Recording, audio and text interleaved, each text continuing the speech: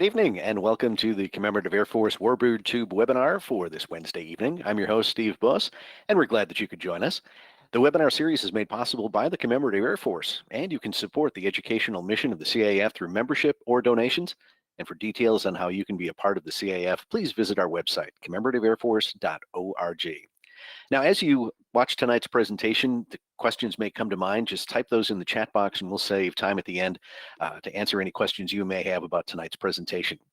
Joining me tonight is Matt Scales, and Matt played a critical role in the research of That's All Brother, the C-47 that led the Allied airborne invasion on D-Day. Matt, welcome, and tell us a little bit about your background and how you sort of became enamored with this airplane. Well, really by accident. My background, I have a degree in history from Stanford University here in Birmingham, and was a KC-135 boom operator.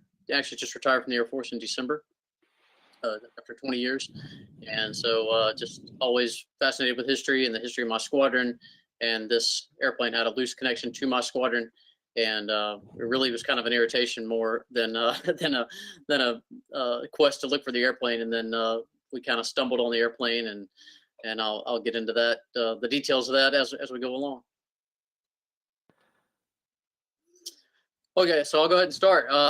Didn't know we were getting right into it here. So the story, when a lot of the CF stuff understandably says that the airplane was found in a boneyard in Oshkosh, which is not inaccurate, but initially when we first found it, we actually found it in 2007. And so, as I said, it started almost as an accident, or like I said, almost an irritation. I was researching the history of my squadron, the 106 Air Refueling Squadron. I was a KC-135 boom operator at the time. And we flew B-25s in the South Pacific in World War II as part of the 100th Bomb Squadron. We were redesignated at the time with the 13th Air Force. And I had heard a rumor that a member of our squadron named John Donalson had flown the lead C-47 on D-Day, and I thought, well, that's not possible. It's the wrong airplane, and almost literally the opposite side of the world. In fact, I looked it up today for this webinar, and the opposite side of the world from Normandy is just east of New Zealand. And we were flying in the Solomon Islands, which of course is just northwest of New Zealand. So almost literally as far away from Normandy as you could get. And so, but in 2007, I was getting ready to go on an extended period of active duty with my squadron. But prior to that, I had about a 4 or 5 month gap that I needed a job. I just graduated from college.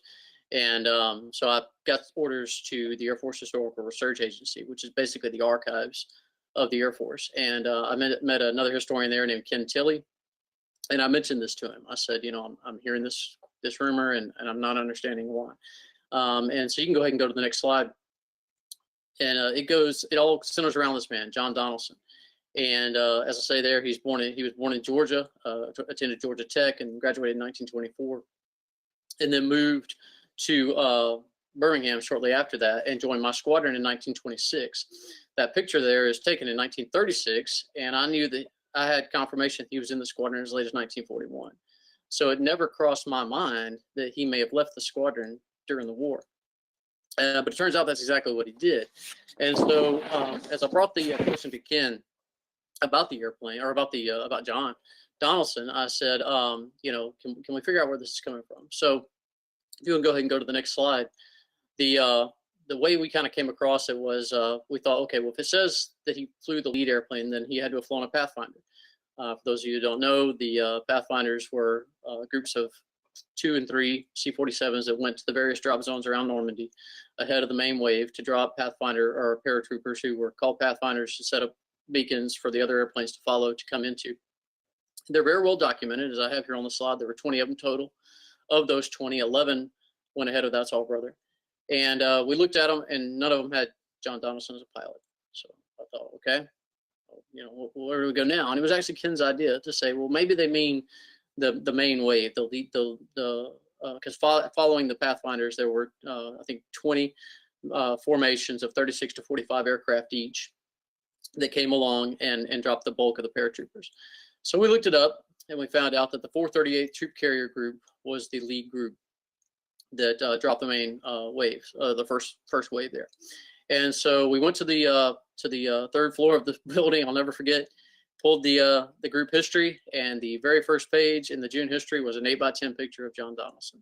If you want to go to that next slide, this is where it kind of switched from learning about him to finding the airplane. And so it turns out that at the time in 1942, my squadron was still stateside, flying anti-submarine patrols off the coast of Miami. And here we have a lieutenant colonel with almost 20 years flying experience. And the Army Air Force thought, you know what, we probably don't need him flying anti-submarine patrols stateside. We probably need him teaching young pilots how to fly. And or not necessarily, flight training, but, leading a group. And so that's what they did. He transferred to the 438th, I believe, while they were still in Indiana. He was initially their vice commander and then later became the commander of the group. And so we start flipping through the history, and on the June 5th entry, I've got here in the window here, as you can see, the key word there, it says the first plane, C-47A 4292847, piloted by Group Commander Lieutenant Colonel John Donalson, along with Squadron Commander Lieutenant Colonel David Daniel. And when I saw that tail number, that immediately shifted my focus to the airplane, because for those of you who may have researched histories before, you'll know that to find a full tail number in a history is very rare. Bomber units are usually a little bit better about it, but even then, they'll typically only put about the last 3 or 4 numbers of the tail number on there. So to have that full tail number is pretty rare. And so if you want to go to the next slide, from there, what we did was what first came to my mind, and this is the first time breaking part of the story here. I've never given credit where credit's due, and that's to Delta Airlines. My dad retired from Delta in 2000. And because of that, I knew about their DC-3, which is the picture there. They call it Ship 41. Some Delta pilots found it in Puerto Rico in 1993, brought it back to Atlanta, and it was restored actually to flying condition. It doesn't fly anymore. It's in their museum in Atlanta, which is a great museum. But I knew because of this airplane that there's a decent chance this C-47 may still be around. So the very first thing we did was we pulled the aircraft record card.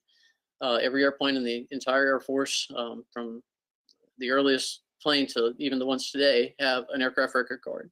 Basically, like the title of your car, tells when it was built, where it was delivered. Some give more detail than others, but that was our starting point. So we pulled that and found out that the airplane had survived the war and had been sold surplus.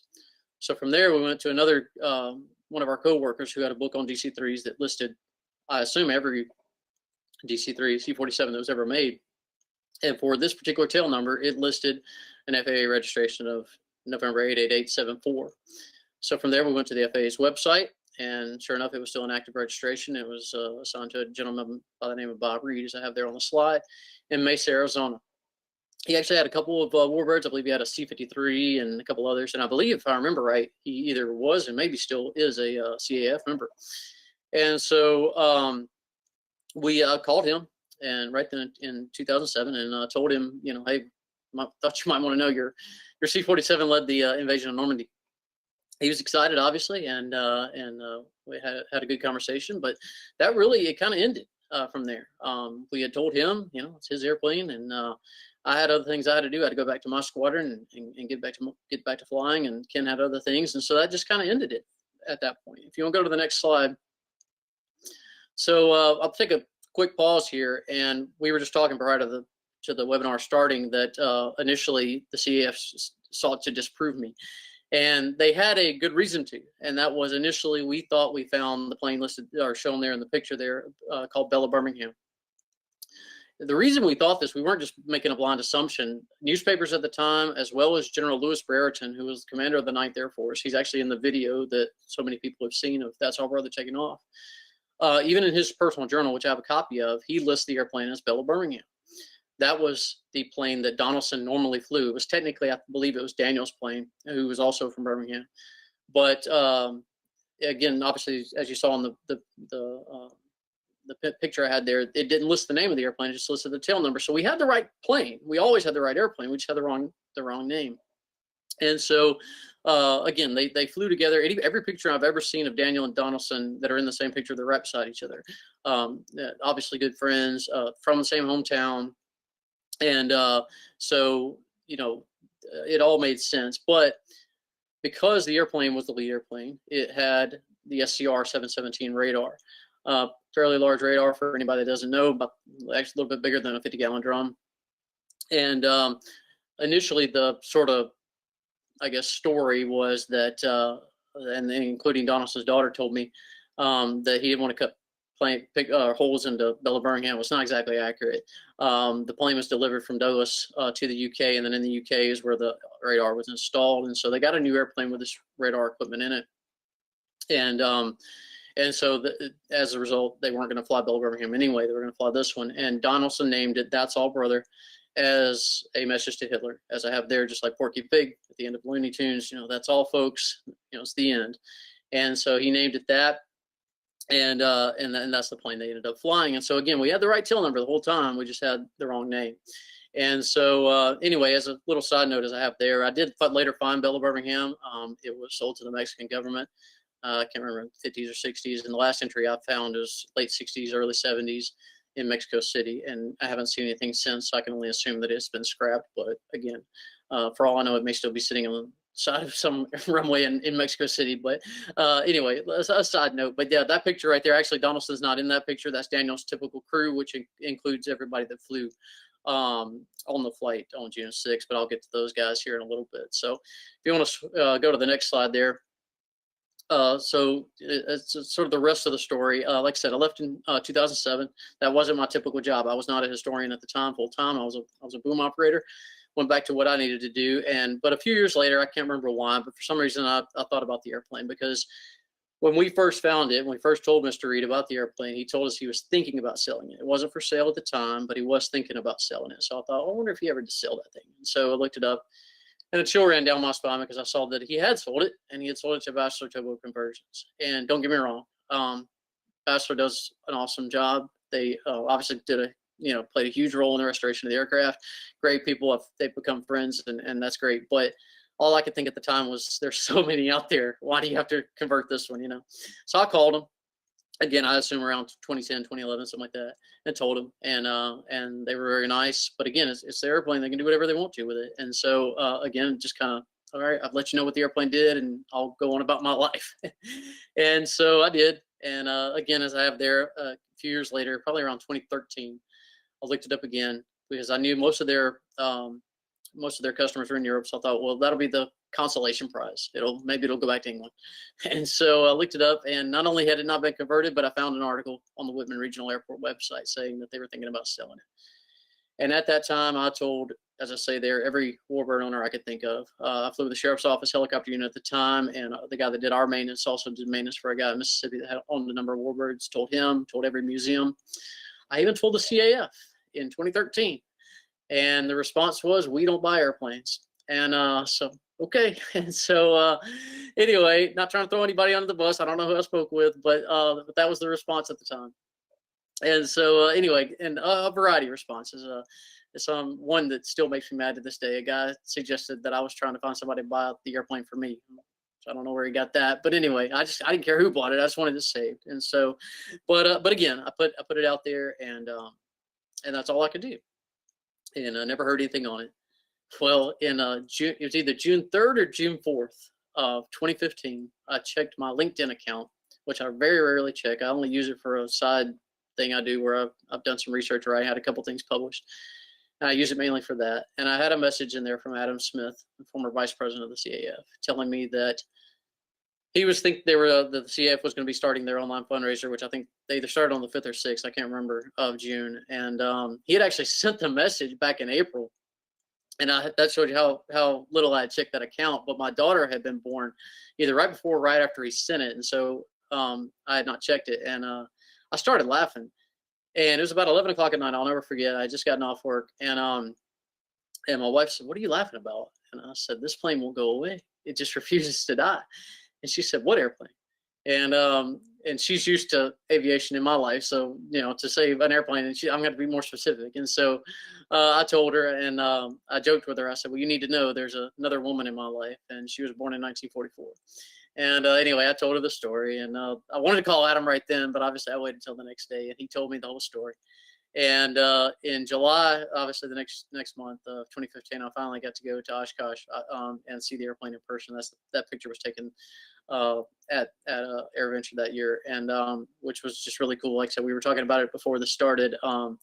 later, I think it was the Air Force silent drill team or something was performing in front of the airplane, and I'd come to Oshkosh for one airplane and one airplane only, and that was it. And so I was sitting in the back in the troop carrier in the troop door there, and Keegan Chetwin, who was with CAF at the time, said, "You realize you're literally standing on the threshold of history right now."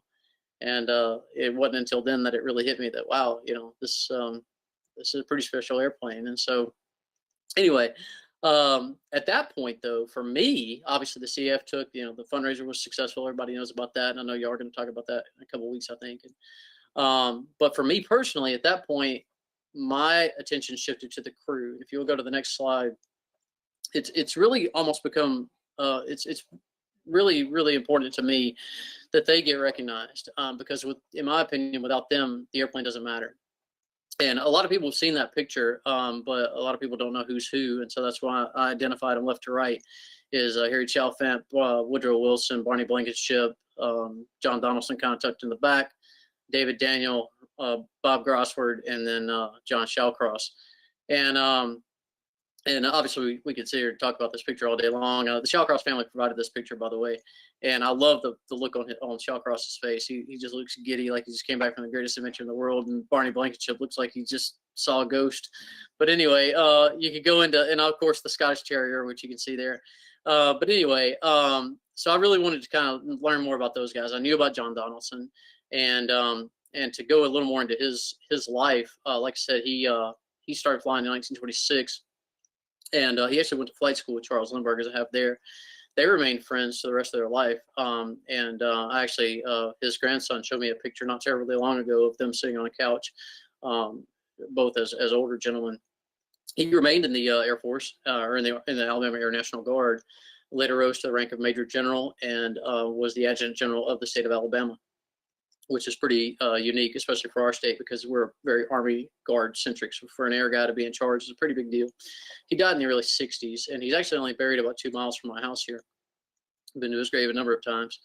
Lieutenant Colonel David Daniel, he was a co-pilot, as was listed. Like I said, typically flew Bella Birmingham, also from Birmingham, born in Selma, Alabama, but moved to Birmingham, and actually attended a small Methodist college we have here called Birmingham Southern College.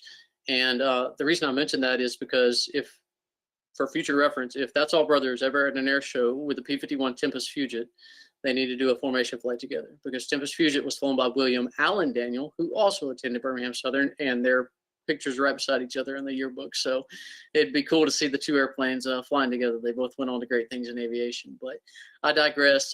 He went to flight school, as I have there, with Dick Cole from the Doolittle Raid. And I can't remember, 40 or 41 is when he joined, and was an early troop carrier pilot, flew in North Africa, and was brought back to the United States for that very reason. Similar to Donaldson, that he had some early combat experience as a troop carrier pilot. And he and one of his other, I can't remember, one of his buddies, I can't remember his name, ended up becoming the commander of the 87th Troop Carrier Squadron. And then one of his buddies was either the 88th or 89th. Anyway, so he remained in the Air Force after the war, the only one that did, on active duty Air Force. Stayed in the troop carrier airlift community. Retired in the 70s, early 70s, St. McGuire Air Force Base, flying C-141s. And which I think is funny, because that was the first airplane I ever flew in my career, or flew in my career, and then the last one that he did. So kind of little connection there. But he passed away in the early 90s and is buried in Austin, Texas. Barney Blankenship, third pilot, normally Daniel's co-pilot on Bella Birmingham. Farm boy from Sykeston, Missouri. Never attended college. Just took an aptitude test and was selected to be a pilot. And after the war, brought his British war bride back to Sykeston, and never flew another airplane the rest of his life. So just kind of a whole range of post-war experiences there. He died in the early ages as well. John Shallcross was the lead navigator, the typical or the normal navigator for Bella Birmingham. Originally from Chicago, Illinois, returned to Chicago after the war, went to the University of Illinois, then moved to California, and was the last of the crew, and as far as I know, the paratroopers as well, to pass away. I believe he died in 2013. which in hindsight, I'm really mad that I didn't look into the crew sooner, because otherwise we could have spoken with him and no telling what all we could have learned about that. But anyway, they had a secondary navigator on board that night, and as far as I can tell, probably the only flight that he ever flew with the crew. Again, the hard crew for Bella Birmingham was Daniel Blankenship, Shellcross, Chalfant, and Wilson. And so Grossword was a backup navigator, or not a backup navigator, but a secondary navigator, and I believe probably the operator of the SCR-717. Can't prove that, but that's the only reason it makes sense to have him on board. He very, very, very little. I know very little about him. He's from San Francisco originally, son of Polish immigrants, and returned to San Francisco after the war and attended the University of San Francisco School of Law. Was an attorney practicing in Palo Alto. Interestingly, the University of California, Berkeley, their librarian, one of their librarians, was extremely helpful in finding a lot of random things about him. Not enough to really find anything of any value as far as family or anything like that, but she found he'd been married about 5 or 6 times, and she found a case he defended the Yakima tribe for a land dispute or something, and then she found a random man on the street interview of him in the 60s saying that women talk too much on the phone, and so maybe that's why he was married 5 or 6 times. I don't know, but I can't find that he ever had any kids, and he died in the early 80s. Harry Chalfant was the crew chief. He is the guy on the far left there. He by the way, side note, I think he bears an amazing resemblance to the actor who played Robert on Everybody Loves Raymond. I can't look at that picture without thinking that. Little side note there. But anyway, I cannot find anything on him. Absolutely nothing. I know his full name, Harry Akelin Chalfant. He's from Pittsburgh, Pennsylvania, and that's all I know. I found his wife. Her name is Mary, but I can't find if they had any kids. And I found a very odd, what little bit very, very little I found on him all says Pittsburgh. And then randomly, I find a reference to him possibly passing away in San Diego in the early 80s. No clue why he's in California, or even if it's the right guy, but fairly unique name there. You would think that would be, but again, I can find very little on him. And then finally, Woodrow Wilson. He was the easiest guy to find any information on when you do internet search, you can imagine. But that actually ended up being kind of a funny side note, because he, again, Woodrow Wilson, and how am I ever going to find this guy? Now when I find him, I found that he's also from Alabama. Born and raised in Selma on a farm, joins the Army Air Force, comes back after the war, and to Selma for about a year, and then moves to Miami to work for Pan Am as a mechanic. Stayed in Miami for the rest of his life. Married very late in life, never had any children, and then passed away in Miami in September of 2001. If you want to go to the next page there. Well, actually, before we do that, we had somebody type in a question. Why would there have been a third pilot? I don't know. We've kind of bounced that around. Myself and Ken have kind of bounced that around, and I don't know if it was just simply Daniel letting the kid come along, or if maybe they thought they may get hit and may need another pilot. I just don't know. Good question. But that's the best guess I can give you.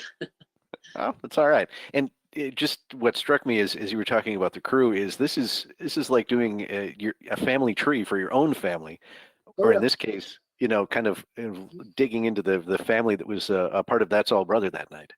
Yep, it really was, and it was a lot of fun, because that's always been my favorite scene in the movie or the series Band of Brothers is the final scene where they talk about their post-war life and how varied it was.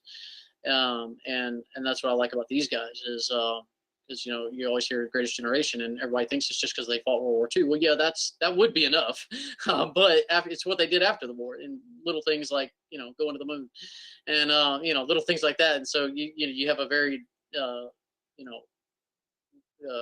post-war life from these guys as well, and I just think that's really cool. A little snapshot of that from these guys. So yeah, and by the way, interrupt me as much as you want, because otherwise I'll just keep going. So,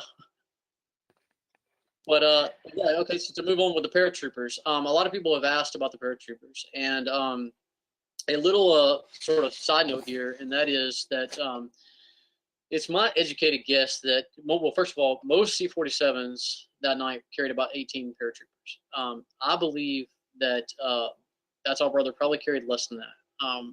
I'm thinking probably around 12, maybe 14. It's based on a couple things. First of all, the airborne artillery units carried pack howitzers that obviously added weight to the aircraft, and therefore they only carried about 10 to 12. And so this airplane has the additional weight of 2 crew members who weren't normally on board, as well as obviously the radar and all its associated equipment. And so I'm not saying the radar and those people weighed as much as a pack howitzer. I doubt it did, but it obviously added a considerable amount of weight. And so I believe, first of all, that, like I said, they probably carried maybe around 12 to 14. Very few of the manifests for any of the flights that night exist, which infuriates me as a historian, because I've seen multiple references to the fact that 12 copies were given out, 6 to the Army and 6 to the Army Air Force.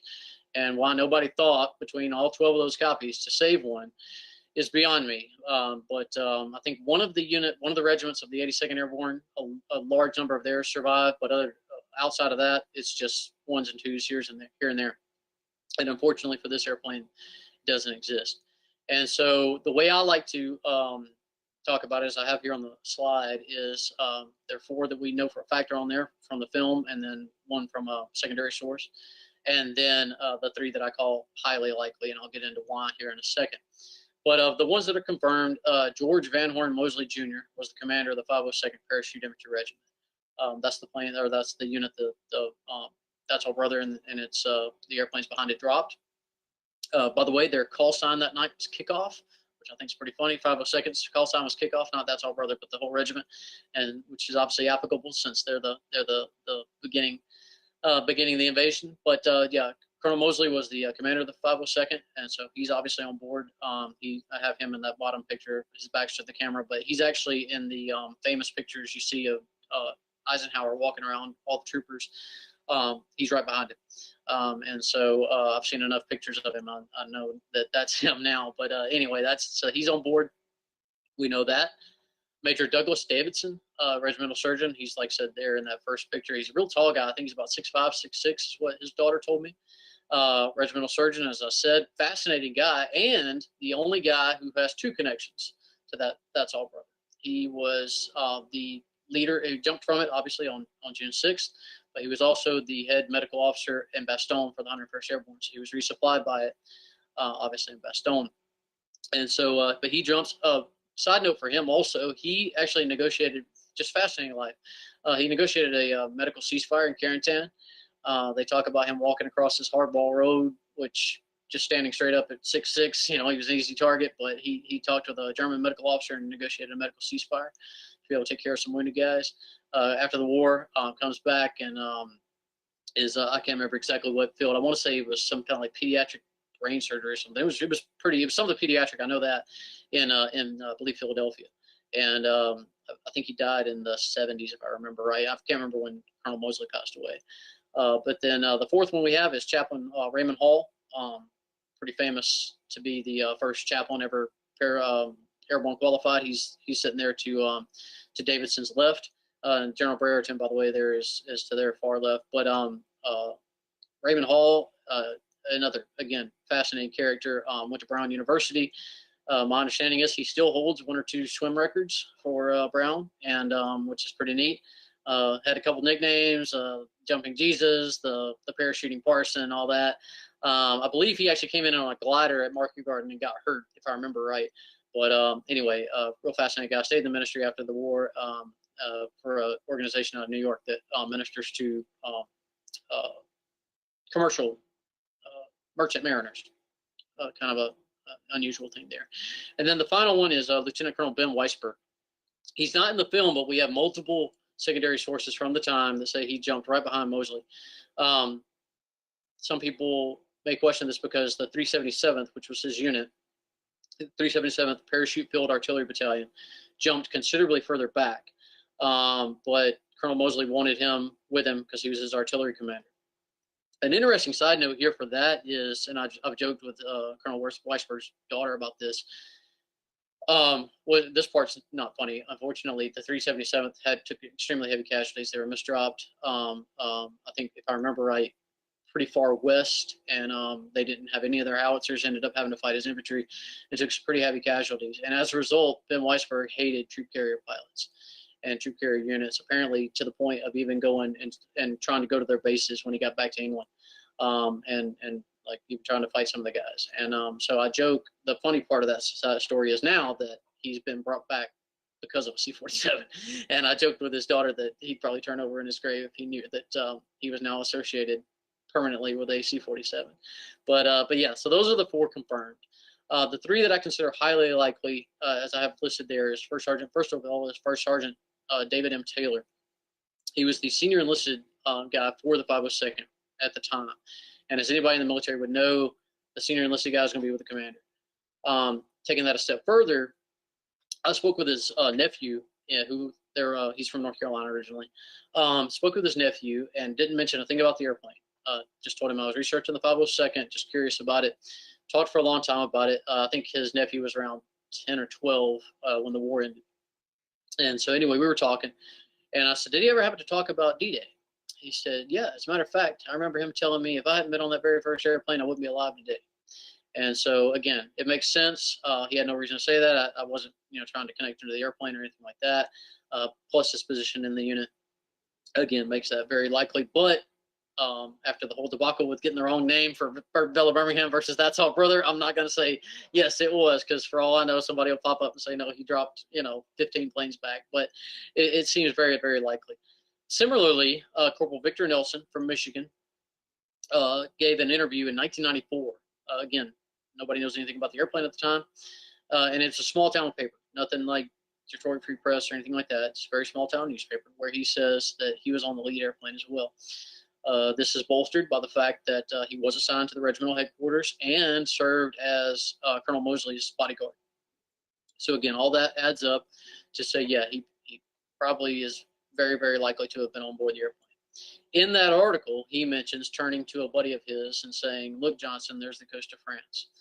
Luckily for my research, there were only 2 people with the last name Johnson in the regimental headquarters. I have a Donald Johnson and a 2nd Lieutenant Johnson, who was the mess officer. And as I joke when I talk about him, I know Army marches on its stomach, but I'm pretty sure it's not critical that the mess officer be on the very first airplane. And so it only makes sense that he would have been talking, nor would a corporal just simply say, hey, Johnson, when talking to a lieutenant. So I feel pretty strongly that it was probably Private Johnson, who was just a basic infantryman. We'll never know, unfortunately. He was killed in action in February of 45. And also from doing some other research on him, it appears he was the only son of a single mom in Milwaukee. And so he's actually buried in Luxembourg. But like I said, those are the 3 that I feel are pretty highly likely. Ken thinks that he has a couple of their names, but based on absolutely nothing more than their position in the regimental headquarters, like the commander, the comms officer.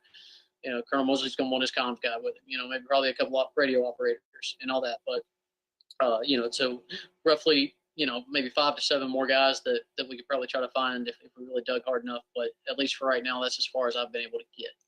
But yeah, so that's the paratroopers. And then unless there's a question you want to ask about those, then I'll go to the next one. So. Well, it is interesting how digging through these records, and we've talked in other webinars about the aircraft records and how the numbers of airplanes vary widely depending on what source you go to, and just with the I guess the fog of war, it's not so important to keep accurate records as much as it is to get the mission done. But it must be fascinating to be able to put all these pieces together, and as you've done here with the crew and the paratroopers. Was there ever a moment where you just wanted to throw your hands up and say, this is impossible? Yeah, with Grossford and Chalfant. Because here I'm literally, good friends with these other crew members and paratroopers' families, and yet I can't find, especially and when they have such unique names. I mean, it's like, this should not be this hard. I thought I'd never find David Taylor. My gosh, how am I going to find David Taylor? Or David Daniel. I found his son, who is David Daniel Jr. I'll get to him in a second. But yet, through some weird little thing, I find these guys who have a super common name, but yet I can't find Robert Grossford. I mean, that's ridiculous. And although I did find out that Grossford apparently is a fairly large family in San Francisco, I ended up finding a San Francisco police officer, a lady who owns a winery. I emailed every one of them. to try to find a connection, but none of them responded. But yeah, that's probably been my biggest frustration in the whole process, is because I have been so fortunate to connect in so many of these dots, and then when I can't, it's just infuriating. But that's just the way it goes, I guess. So anyway. All right, let's move on to our next slide. Speaking of the families, this has been by far the most fun. And I've really, to me, it's fun to. I've been interviewed by a number of aviation magazines that I've read for years, that I couldn't believe they were contacting me and all this, and that's been neat and that's been fun or whatever. But to me, nothing is as important as these families, and I mean that as sincerely as I can. And so I've listed here the ones that I've been able to connect with, and starting with John Donalson. Met tons of his grandkids. His grandson lives about 10 miles from me. We talked about 2 weeks ago, and we just been able to. We actually ended up, because he's from the same area. Turns out we had a number of mutual friends that, in fact, one of my bosses was his best man, or his grandson's best man at his wedding. So anyway, so that was a fairly easy one. David Daniel. That was a pretty funny story with him. I was trying to find family the same way, and again, David Daniel. My gosh, how in the world am I ever going to find this? And anyway, so with him, because he had stayed in the Air Force, and because he had been a commander through the years, I just pulled the histories of all the units he had ever been a part of, because he always had a biography in there. And so it said in there that his son was David Daniel Jr. Or he had two sons, but one of them was David Daniel Jr. But again, how am I going to find that? And so just keeps flipping through. Can't find anything. But in all my searches online, this one name kept coming back: Dr. David Daniel Jr. with the University of Texas. At the time, University of Texas, Dallas. Now he's at the actual UT in Austin. And I thought, well, if this name's going to keep popping up, I don't know what I'm going to do. But then I realized in the biography that David Daniel Sr. in the 50s had been stationed at Bergstrom Air Force Base in Austin. And I thought, and he retired to Austin. And I thought, and he's buried in Austin. I thought, well, what the heck? So I emailed him, told him who I was and what I was doing. And he answered about 5 minutes later. He said, you found my father's son. I'm David Daniel Jr. Unfortunately, that's as far as it went with him. I don't know why. It's especially frustrating to me as an airplane nut, because he lives about 30 minutes from where the airplane is. But he's just not interested. And a nice guy. We've had cordial conversations, and nothing negative to say about him. He just tried to ask him about his dad. He just I don't know, or whatever. And at the time I found him in 2016 probably. Colonel Daniel's wife was still alive in Austin, and I thought, I don't know how good a shape she may have been in, but I would think she might be able to answer some questions. Not the least of which is, what was the Scottish Terrier's name? And Daniel's dog that was in the picture. And so, but yeah, that just unfortunately was a strikeout there. But again, nice guy, and right down the road from San Marcos if somebody wants to try again. But I was unsuccessful. Barney Blankenship has two daughters. I've been able to correspond with them. I am literally on their Christmas card list. We have stayed in touch. Just a lot of fun. They were actually in Normandy for the 75th anniversary. Didn't get to see the airplane, unfortunately, but they were in the area, and that's been a lot of fun. His wife actually was still alive when the fundraiser started, so she did get to see the airplane at least saved. She didn't get to, she passed away, I believe, before it was actually finished, but she did get to see. In fact, when she did pass, I think the fundraiser was still going on, and they asked in lieu of flowers for money to be donated to saving the airplane and restoring the airplane. So that was kind of a neat little side note. Similarly, John Shellcross's family, which I think Leah told me they're watching. So to Scott, if you're out there, good to see you. Stay in touch with them too on social media and everything, and that's a lot of fun. They actually got to fly. Barney Blankenship's family came to Oshkosh in 2018. They didn't get to fly on the airplane with us the next day. But Scott, that's him in the Hawaiian shirt there in the front with his sister. They got to fly with us and got to sit in their dad's seat as the navigator. And he's actually in the documentary that they did talking about the random weird email he got from a guy named Matt Scales. But luckily he didn't ignore it, and I'm glad he didn't, because he's a friend, and it's been a lot of fun on there. I got a Christmas card from them as well, so that's fun. Robert Grossford, like I said, no idea anything about his family, unfortunately. Same with Harry Chalfant. Woodrow Wilson, I did connect with his nephew. He didn't have any children. He married very late in life, his nephew told me, in Miami. And his wife unfortunately passed away very shortly after their wedding. He didn't know that much, but again, he didn't. He had moved to Miami, never returned to Selma, and so he didn't know much about him, unfortunately. Douglas Davidson's daughter, another great friend, Wendy Osborne, Dr. Wendy Osborne, psychiatrist in Boston. I believe some of her family was also military, and she actually, Douglas Davidson actually took them to Europe, I think in the 60s or 70s. So she had actually been to a number of the places like Bastogne and a couple others. And so she knew a lot about, she didn't know about the plane, but she knew about his other service as a paratrooper. And he actually is he's actually featured, not directly, but indirectly, about on a Netflix series, or not a series, but a documentary about some nurse, Belgian Congolese nurse, who was in Bastogne and helped treat American soldiers, and he's mentioned in that as well. Like I said, he ran the hospital in Bastogne.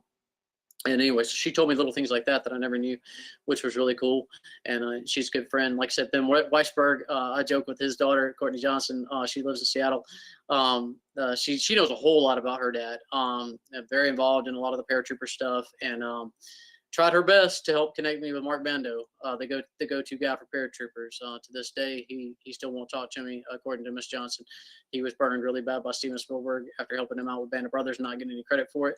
And so he's kind of, nope, never again. And which is unfortunate, because I'd give him all the credit in the world. I defer any credit I have with That's All Brother. It's just I'm glad to be part of the story. I couldn't care less about the credit or whatever, and it'd be the same for him. Hey, I just want to know who the paratroopers were on this airplane. But unfortunately, even with her help, and she's good friends with him, but he still wouldn't do it. But anyway, she's a good friend, and I've enjoyed getting to know her as well. Raymond Hall, Chaplain Hall, his son and grandson both live in the Gainesville, Florida area. I've only connected with them sort of loosely, but they're nice. I believe they've also contributed when the airplane was first being restored. As I said earlier, David Taylor's nephew, got in touch with him, and he was able to tell me a lot about his great uncle. And then Victor Nelson, his son, is up in Michigan, and was able to give me some information as well. I believe, I don't think he's flown on the air. The ones that have flown on the airplane that I know of are the Donalson family, Shellcross family, and Douglas Davidson and Ben Weisberg's daughters. And like I said, I was trying to mentioned this earlier. I have a picture of Dr. Osborne and Miss Johnson sitting beside each other in the back of the airplane when we were flying over Oshkosh, but I couldn't find it, unfortunately, put in this thing. But Victor Nelson, Victor Nelson is the dad. Chip Nelson's his son, and like I said, I believe he's contributed to the aircraft as well. But yeah. Oh, and also, I'm sorry, Ben Weisberg's daughter was also in Normandy for the 75th, and got to. She didn't get to see the airplane either, but she was in the area, and I may have gotten to see a fly over or something like that. But anyway, that's the biggest thing to me at this point. I mean, the airplane's saved; it's in good hands. Obviously, I'm not worried about it anymore. And now it's just cool to be able to, like that picture right there. Miss Johnson's on the far right in the black.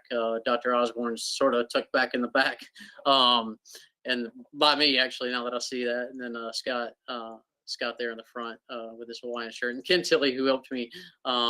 Or was a big part of this project as well. That's him, I guess, in another Hawaiian shirt, now that I look at it.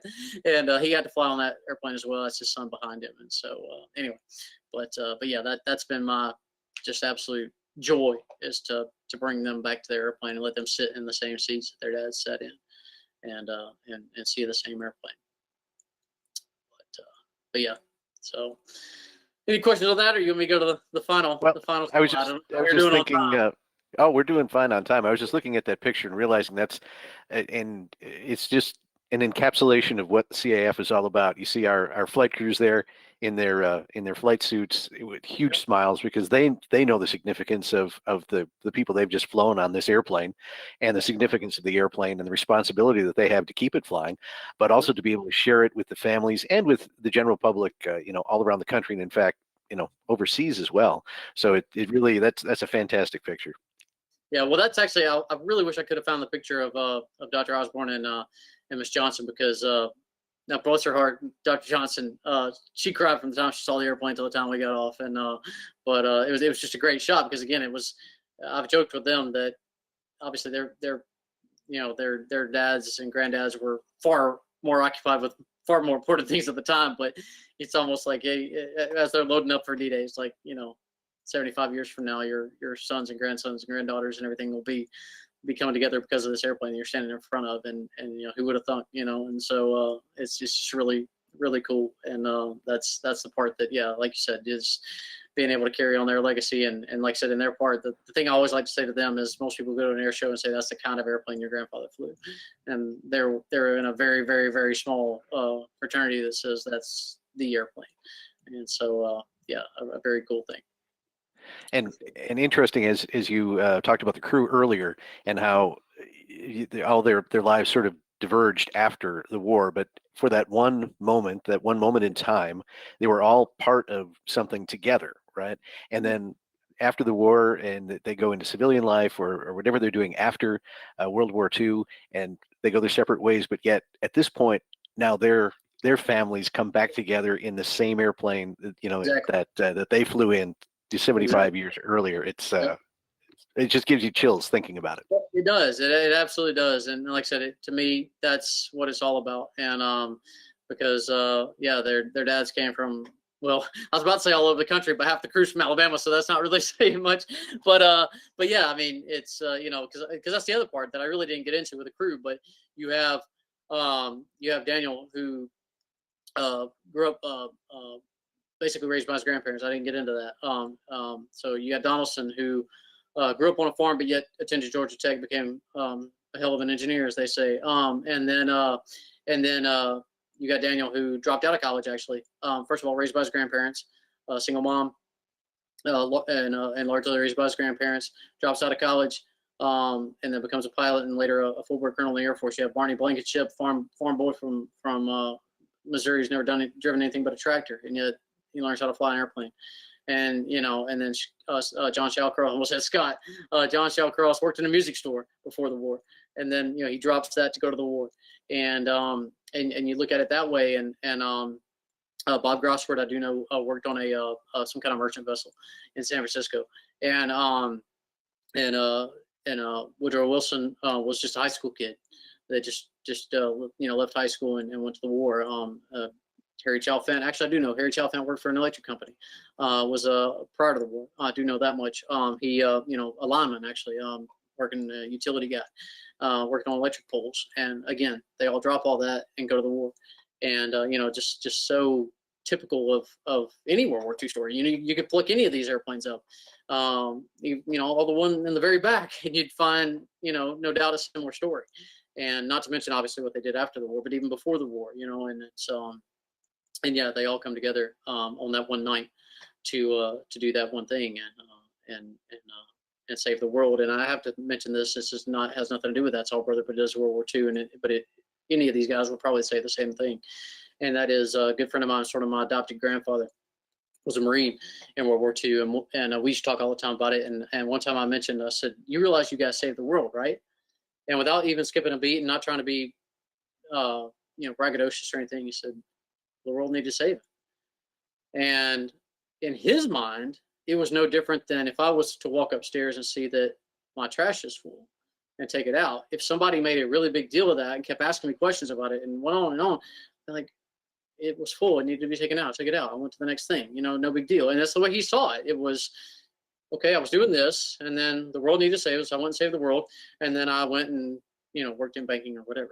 And it's just like, and that was just the attitude of most of those guys. And so anyway, I could go on all day about that, but I won't.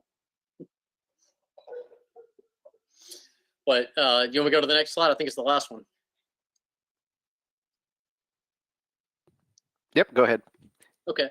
Yeah, so for me, it's pretty cool the way the story kind of wrapped up, and that was for me in France. I didn't think I was going to get to go. Wasn't any kind of, I mean, I was a member of the CAF, but nothing with a wing or anything like that. So wasn't going to go with them, and just couldn't justify paying for it. But then randomly, about probably early May I found out that my Air Force Reserve unit, C-130 unit, was one of only 4 C-130 units selected to go to Normandy for the 75th anniversary. So instead of paying to go, I got paid to go, and it really worked out. And the cool thing for me was it was just like the Blankenship and family and Courtney Johnson wasn't going to be able to make it over to where That's All Brother was, and we were too busy flying ourselves. And anyway, on June 8th, we flew from the base where we were keeping our airplane, which is Evreux. It's a French Air Force base about an hour north of Paris. We had to keep our plane there, but we had to fly over to Cherbourg on June 8th to prepare for the mass brief for the paratroop drop that we were going to be doing on the 9th. And on the way there, we were riding in the back of a C-130 from Colorado Springs, and a buddy of mine, Brian Powell, who's in front of me in that picture to the bottom, he excitedly like hit me, and I was asleep. He wakes me up and he's like, "Hey!" and he points out the window, and That's All Brothers off our left wing, and he took that picture there at the top of That's All Brother flying over Pointe du Hoc, and which is just awesome picture. Even though it's not, you can't really see the airplane that great. On the bigger version, you can see that it is That's All Brother. And anyway, a little while later, we flew into Cherbourg and we're in our brief. And for anybody that went to the Cherbourg airport that might be on this, you know that the second floor is basically all windows looking out over the airport. And so we're sitting in this brief. I mean, whatever, we had 17 C-130s, so, you know, whatever. I can't do math, that's why I'm a historian, but, you know, 75, 80 people, I don't know, in this big brief. And I glance over, and as I've already done in this webinar, squirreled myself because I saw That's All Brother land and taxi in front of our airplane. And Brian, the same thing. He grabs me, he's like pointing out, and luckily the briefing was just about over, and so we walked out when it ended, and he's like, "Hey, can we go see it?" I'm like, "Darn right we can." And so we walked up there and saw Doug Rosendahl and spoke to him for a second. They were actually getting ready to do the famous set of pictures that they did where they flew over the cemeteries and everything. That was actually right before they took off, and so we grabbed that quick shot. And so for me, that's actually the last time I saw the airplane. I didn't see it last year, and so 2019, and so that was sort of full circle for me because honestly, I'm not just saying this because of the CAF, but if somebody had come to me in 2007 when we found the airplane and said, you know, if you could have a magic wand, what would you want to happen to this airplane? I would want to be restored as close to original as possible, and I want it to fly. I believe airplanes should fly, and short of it owning it myself, obviously the CAF's the only one that's going to do that. And so, but I would have never guessed. I would have never thought it would never cross my mind to bring it back to France. And so to be able to see it flying in France and to see it there at Cherbourg and be able to, like I said, to kind of wrap it up, and it really just kind of came full circle for me with that. So that was a really cool way to end it for me. Oh, but the story, there's more to be written, I'm sure. I don't know about that, but at least for me, I aside from finally solving the mystery of those two guys that I can't find anything on, or maybe the additional paratroop, but who knows? Never say never, I guess. That's right. That's right. Hey, we've got some questions. Yeah. David asks, was there anyone on the mission who received a Purple Heart from That's All Brother? Actually, yeah, I believe it's Woodrow Wilson did. In fact, that's a really cool side note there. The reason we found him, obviously Woodrow Wilson, impossible to try to find something. I'll try to be quick about this. Alabama is one of the few states that keeps all DD-214s when an individual leaves service from the state of Alabama. And we found David Daniels, John Donalson, and Woodrow Wilson. And on Woodrow Wilson's, it said, it normally doesn't go into this kind of detail, but it said on lead aircraft of D-Day, and it had his Purple Heart. And so, yeah, that's how we knew that it was him and that he was obviously from Alabama. So, yeah, Woodrow Wilson was hit. I don't know exactly how, but he was injured somehow. All right. And, of course, that brings up the next question. Is Woodrow Wilson any relation to Woodrow Wilson, the president? Not that I know of. In fact, that was another hard part of it in trying to find him, was because of Woodrow Wilson. You think about when he was president, there are a lot of World War II aged veterans that were named Woodrow Wilson. And so it was, I can't remember how many, but when I tried to find it, even like Fold 3 and stuff like that, there was just a ton of Woodrow Wilsons. And then I saw when he served as president, I'm like, oh, okay, no wonder. So anyway, but yeah, not that I know of. All right. And you were right. Scott Shellcross is watching tonight. He loved the picture of the Belle of Birmingham, and he wonders if you can send it to him. Oh, I thought he sent it to me, but I'll send it to you when I get off. That's great. Let's see. Tell us the meaning of the 3X on the side of the airplane. That's for the 87th Troop Carrier Squadron. That's their squadron insignia. I forgot what the others are, but like 9L and 7D and all that. But 3X is 87th Troop Carrier Squadron. Yeah, you'll notice if you see any of the D-Day, any pictures or films, whatever, and even some of the aircraft that were restored for the 75th, you'll see those big numbers and letters on the sides, and that was just basically a identification for, if you can imagine, for 800 airplanes, Yeah, trying to keep them all straight. Yeah. Let's see. Question is, that's all, brother, going to come back to Connecticut. Well, the airplane does tour, and in fact, it is in, let me see, right now it's in Terre Haute, Indiana.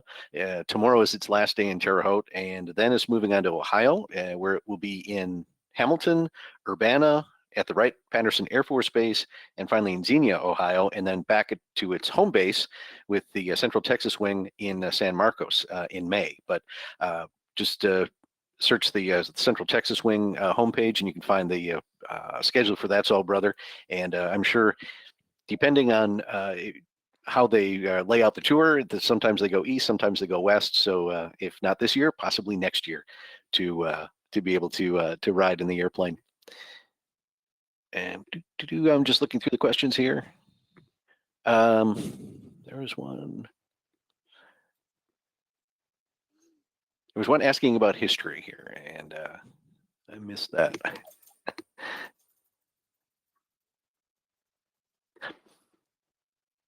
I guess I'm imagining things. So, yeah. And let's see here. What are some of your thoughts in this whole process of looking through the history of the airplane? Were there any moments that stuck out as like the sort of aha moments throughout this whole journey?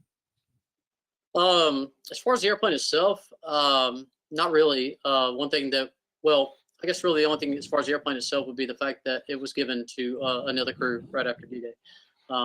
Daniel and Donalson went right back to their, or really Daniel, I keep saying Donalson, really it was Daniel's airplane, Bell of Birmingham. And so that was the funny thing. In fact, Scott Shallcross mentions that in the documentary when I contacted him. He said, "No, my dad flew in Bell of Birmingham." Yep, he absolutely did.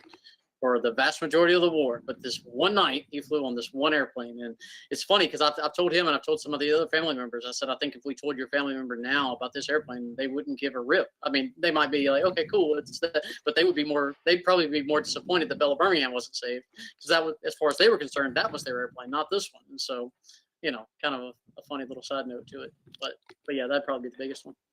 All right. And one of our viewers wants to know if you're going to do a deep dive on any other airplane. Not like I said, I didn't mean to do one on this one. I did actually help the CAF confirm that the Wasp T6 was the Wasp T6. Prior to that, I don't think we knew that it was actually Wasp. We knew it was a trainer, and then we knew it had served in World War II, but I don't think I was technically the one that confirmed that it was a Wasp airplane. But yeah, I didn't mean to with this one, and it was an accident. So if I get lucky enough to stumble into something, I guess I'll let the CAF know first this time. And I got more connections now. Great. The website, if you'd like to find out more about the airplane, that's allbrother.org, and they'll have information on the airplane and also the tour, where they're coming to, all the details on the ride program, and everything you probably want to know about the airplane. And as Matt mentioned earlier, this is first of a two-part webinar on That's All, Brother.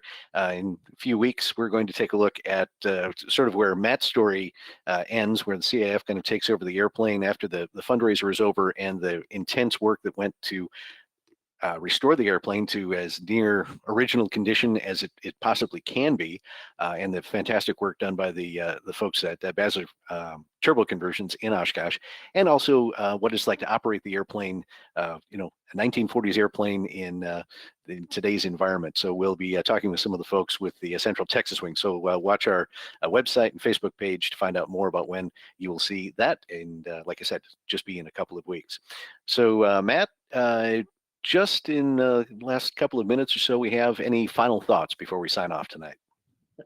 I'll probably get in trouble for this, but it'll be worth it. I'm not in the Air Force anymore, so I can say this. Funny side note, most people don't know about this airplane. And when we first found it, because we were in the Air Force History Program, we had to notify the Air Force Museum in Dayton. And I'm not a huge fan of that museum for some other reasons, not that the museum itself, but long story. But anyway, we called the director of the museum at the time. He's not the director anymore, so I can say this. And Ken called him. It was on speakerphone. I wouldn't have believed it if I hadn't heard it otherwise. We told him what we found. We told him that Bob Reed was thinking about selling it and may consider donating it to the Air Force Museum. His answer was, "We already have a C-47," and hung up. So, which is fine by me, because it would have never seen the light of day. It would have never flown. It might still be painted that way, but that's about it. And so, a little fun side note: you said it was going to Dayton's what made me think about it. So, it would have certainly never flown over Dayton had it gone to the Air Force Museum. So, I'm glad the CAF has it. Yeah, I'm glad it's flying, because airplanes are supposed to fly. All right, Matt, thank you again for joining us and sharing some of the stories of That's All Brother, and especially the crews and the families. And we certainly appreciate all that the families have done to help further your research and everything that we now know today about the airplane. And hopefully there will be some more tidbits that'll be discovered in the days to come. Hope so. All right. Well, thanks again for joining us for our CAF Warbird Tube webinar. If you have any suggestions for any future topics, or you know someone like Matt who would be of interest, just drop Leah Block a note at media@cafhq.org. We'll be back next Wednesday night at 7 o'clock. Until then, thanks again to Matt Scales. And for the Commemorative Air Force, I'm Steve Buss. Have a good night.